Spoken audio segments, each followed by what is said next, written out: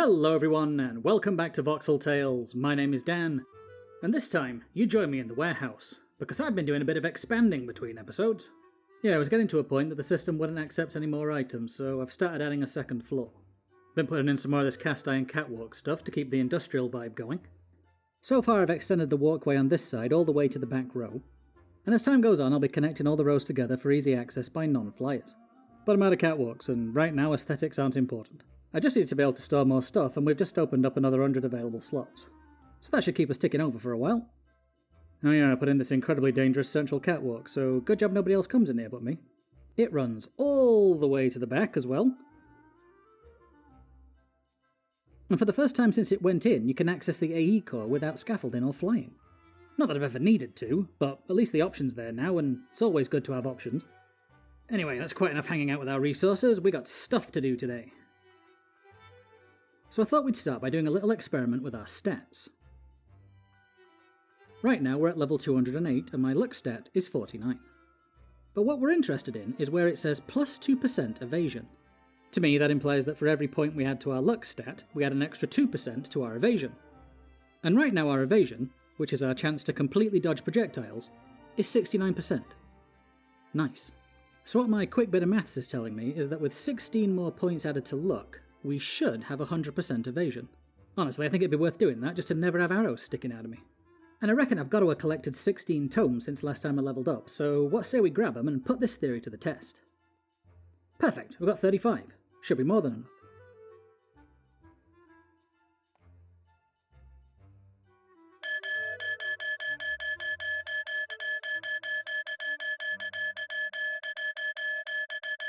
Right, let's do this. Gotta hit the cooldown on the button press. At least I can fast forward it for you.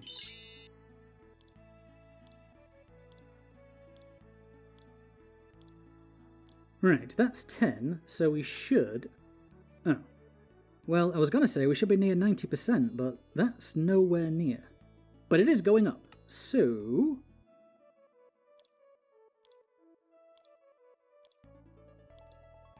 Okay, how about now? 69.62. Okay, so it's still crawling up.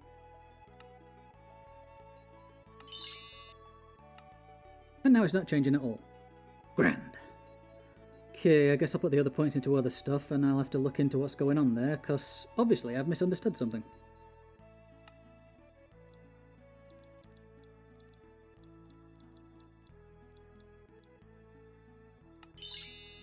There, I think that'll do us for now. Back in a tick. Alright, I've done some reading. Turns out that some of the stats go up at a flat rate, but others, like the evasion stat, go up at a rate of diminishing returns. Meaning every time the stat increases, it takes a little bit more points to make it go up again, eventually reaching a point where it would take so many points to make it go up at all that it's just no longer practical to try. And just to be certain, I went into creative and dumped a ton of points in, and 69.62% seems to be the maximum that stat is going to reach. I mean, that's not exactly what you'd call bad, is it? Dodging nearly 70% of all arrows fired at you is hardly something to sniff at. Right, anyway, moving on. Last time I promised you I was going to put a new wood farm in the massive space I mined out, and I'm a Dan of my word. If you look down there, between episodes I went around and cleaned up all the patches of ore, gravel and dirt that were making things look untidy. So I have a nice blank canvas to work off of. I've also hollowed out a space below the new area so we don't end up with power lines and pipes and stuff snaking all over the place on the surface. With any luck, we can keep a lot of it out of the way down here. Not that I want to cover it all up, I actually quite like the exposed look, but there's a fine line between cool looking and messy looking that we need to carefully straddle. Right then, I've been smart about this and designed a repeatable log chopping module in my creative world, so let's get one built.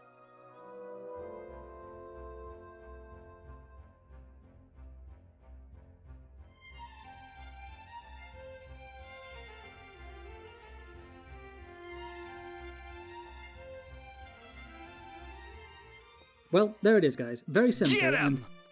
Oh, brilliant! We get to play the game! I've been playing a game with the pillagers where I stand still and let them shoot at me. I know we're kind of in the middle of something, but I can spare a couple of minutes. Anyway, it's dead simple and they're always so eager to play. As I say, I stand still and they shoot at me. They either miss because of my evasion stat, or hit me and I take damage. sometimes they take damage from the Thorns enchantment on my armor. The game is who dies first. Spoilers, it's not me. Of course, they could always win by just not shooting at me, but that's not really a me problem, is it?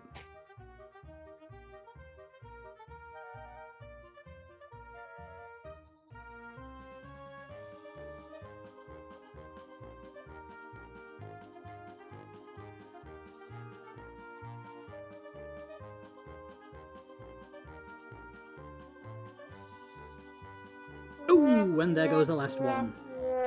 Well boys, looks like you didn't pull it off this time, but thanks anyway for coming out and playing Dum-Dums with Crossbows. Alright, enough mucking about. Time to get back to work. Right, so, the wood chopping module.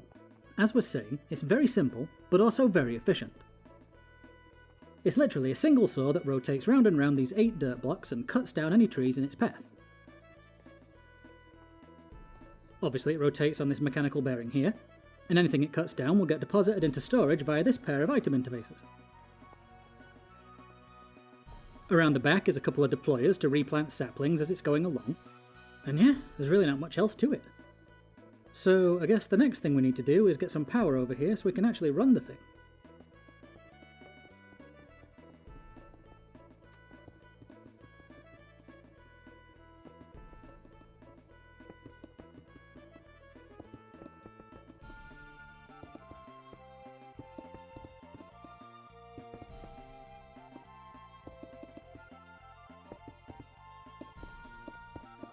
Okay, that should have us power to the module. Let's go check.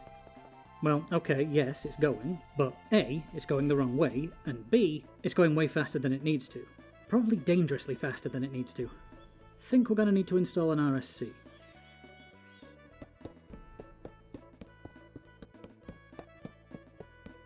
There! That should have slowed things right down for us. And if needs be, we can slow it down more, so let's get topside and see where we're at. Oh, actually it's night time, so maybe we'll sleep first.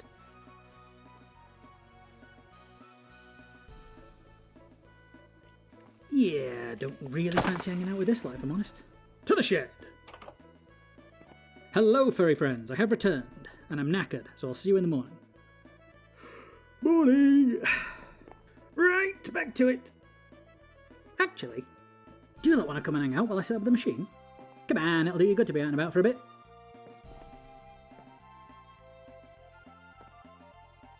Let's go! Back at the job site, I was much happier with the speed of the machine. Ah yeah, that looks far less lethal. You lot can still keep clear though, just to be on the safe side, okay? Just talk to yourself, dear. Anyway, I still need to get a collection system rigged up before we can add saplings, so better get on with it.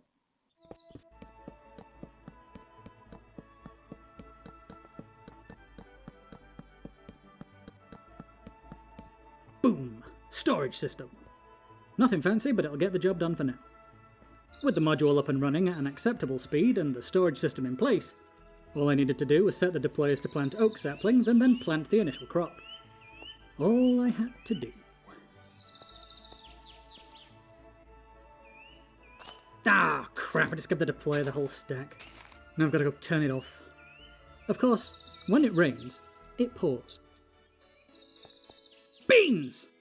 What the hell? Ugh, can't take you lot anywhere.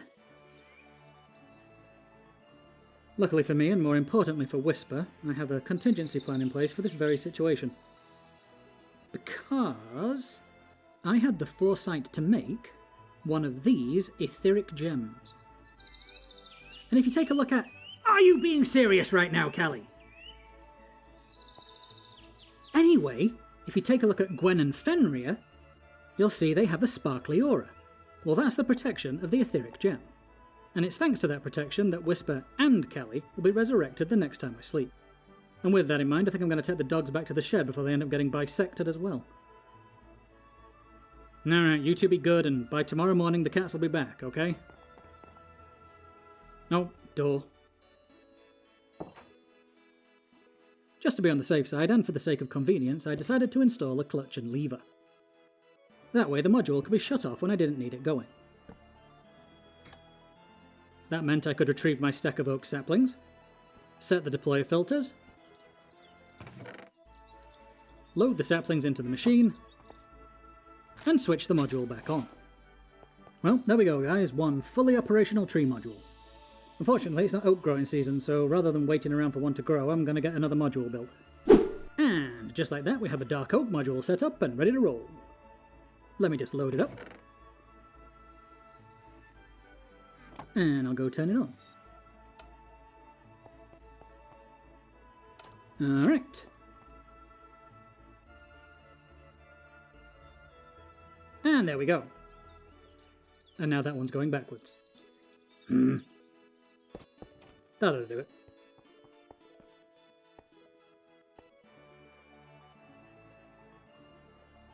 Yeah, there we go. Right, so I'm going to get it all loaded and the rest of the modules in. There's no point you all sitting through that, because they're all the same. So I'll bring you back in once it's ready. Alright, I'm back. And it snowed, but we now have 6 tree modules running. 1 for each of the vanilla Minecraft trees. But if we need a particular kind of wood, any or all of them can be reconfigured to grow any sapling. Now, I know some of you will have been screaming, Dan, dark oak only grows in patches of 4. Well, I knew that. But funny thing is, I don't know which mod has caused it, but yeah, there grow as singles in this world, and I'm not going to question it, I'm just going to take the win. This module behind me has acacia in it, but I only had 2 saplings in storage, so I think I'll help a couple grow and we can give it a little kickstart.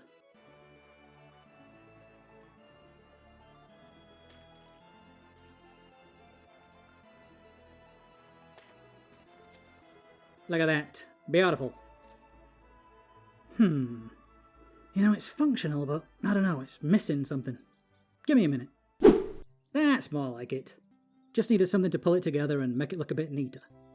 Although now it's brought into sharper focus how much space I actually cleared. Like I'm going to have to up my machine game if we ever plan to fill this place up. Anyway, that's another future problem. Because for the rest of this episode, I've got something fun planned. Meet me at the village.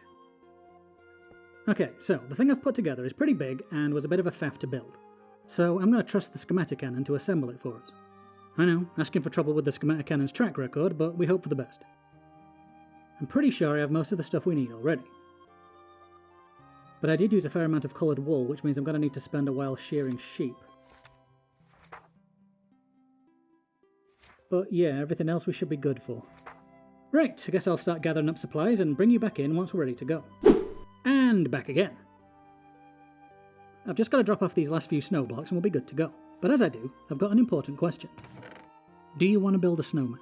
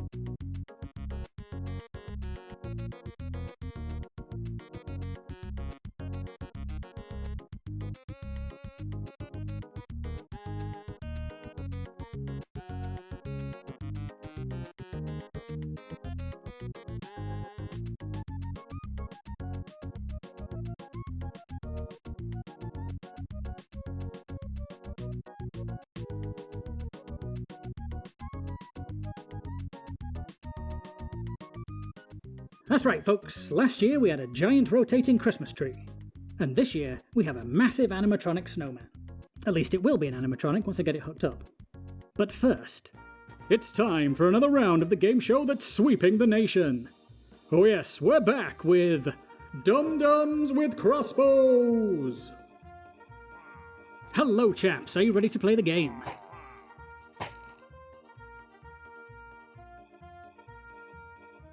For this round of DDWC, I decided to give the contestants a fighting chance and made a diamond shield to protect them from the Thorns enchantment. I figured if they managed to break it, I'd turn around so they could shoot me in the arse as a treat. Oh, looks like one contestant has broken his crossbow. Will the other one fare any better? No, boys, you've both broken your weapons and failed to kill me. You're not real! Those bolts were just bouncing off here! Now, where did your friend get to? Listen, you don't have to kill us. We was just doing our jobs. Oh, you were just doing your jobs. Well, that changes everything. What? So you're not going to kill us? Can't say I was planning on it. There you are. Oh, me, Claude. What do I do? Will you calm down? Look, so long as you promise not to cause any more trouble, you can both go. Maybe tell all your friends that it's a waste of time to try and kill me. Right, I'll just stand round here then, out of the way.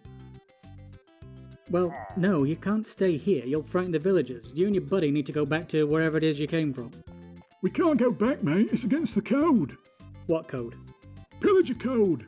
Only excuse for failing your job is 'cause you died. Alright, let me get a rope. Suppose I'll just have to hang you both then. No, you don't have to. I'm joking. Look, I've got a feeling I'm going to regret this, but for now you can both stay in the church while I figure out what to do with you. What, really? Yes, really. But I'm warning you. Either of you step out of line and I'll kill you where you stand. One-time offer, take it or leave it. We'll take it. Right, I assume we've got names. What do I call you? Well, I'm Claude. And I'm Rowder. Right, I'm rubbish with names, so I'm going to give you both a name badge, okay? Really? I've never had a badge before. No, neither have I.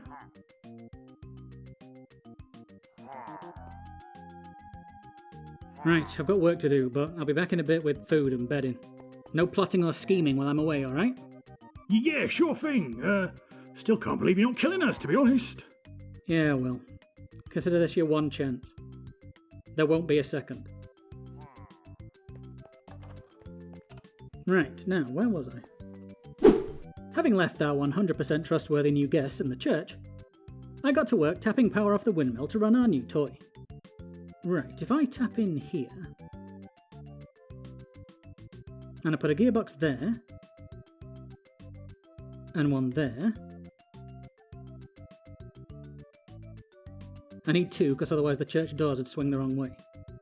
Other than that, it's just shafts and gearboxes over to the Snowman, so I'll do that and then meet you inside it for a bit of redstone.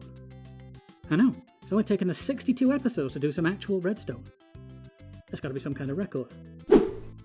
Okay, for this I'm going to need some redstone, a redstone torch, and this pulse repeater for starters. Okay, pulse repeater is going to go here, and I'll set the interval to 20 seconds. Then we run redstone dust into this sequenced gear shift that's programmed with the actual motions. And then I need to build a simple redstone clock, which I don't think I've left enough room for. Hang on.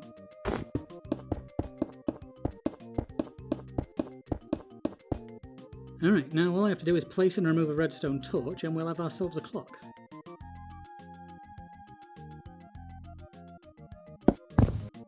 And there we go. Now every 20 seconds this thing will pulse and trigger the movement. So let's go watch. Any second. There he goes!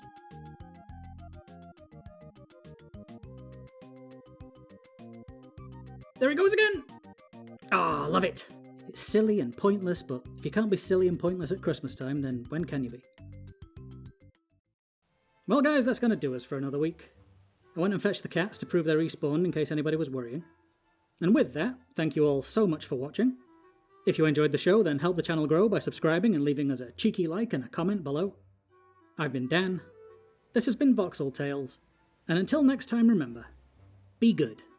And if you can't be good, don't get caught. Bye guys.